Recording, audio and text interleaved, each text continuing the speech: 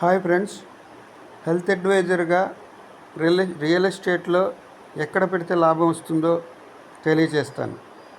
ఇప్పుడున్న పరిస్థితుల్లో రియల్ ఎస్టేట్లో ఫామ్ హౌస్లోనే కొనుక్కోవాలి, లేదా విల్లాస్ అయినా కొనుక్కోవాలి.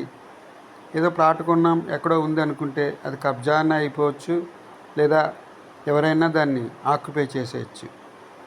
అంచేత ఫామ్ హౌస్లోనే పెట్టుబడులు పెట్టండి. ఫామ్ హౌస్లో ప్లాట్లు 121 స్క్వేర్ యార్డ్స్ ఒక గుంటగా అమ్ముతారు.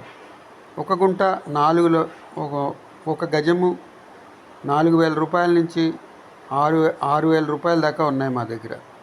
హైదరాబాద్ మొత్తం మీద ఈ ఫామ్ హౌస్ ప్లాట్లు ఉన్నాయి. అవన్నా కొనుక్కోవచ్చు, లేదా విల్లాస్ కొనుక్కోవచ్చు.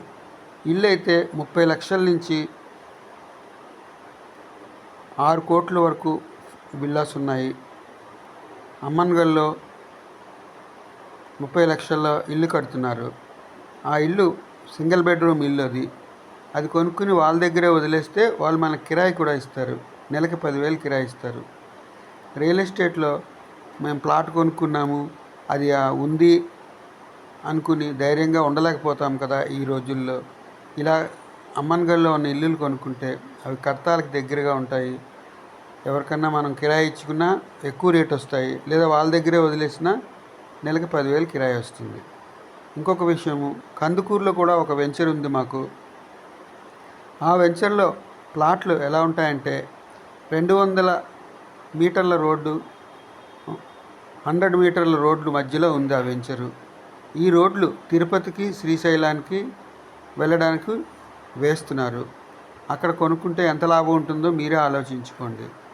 ఇప్పుడు అక్కడ ఈ నెల 29 వరకు గజం 28,000 ఉంది.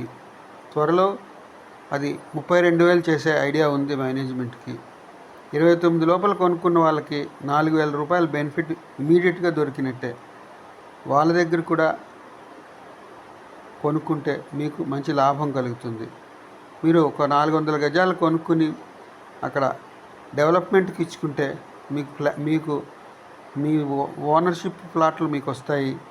మిగతా ప్లాట్లు వాళ్ళు అమ్ముకుంటారు. ఆ విధంగా కూడా చేసుకోవచ్చు. మీకు ఆ విధంగా కూడా బెనిఫిట్ అవుతుంది. ఆలోచించండి ఫ్రెండ్స్. జై హింద్, జై భారత్.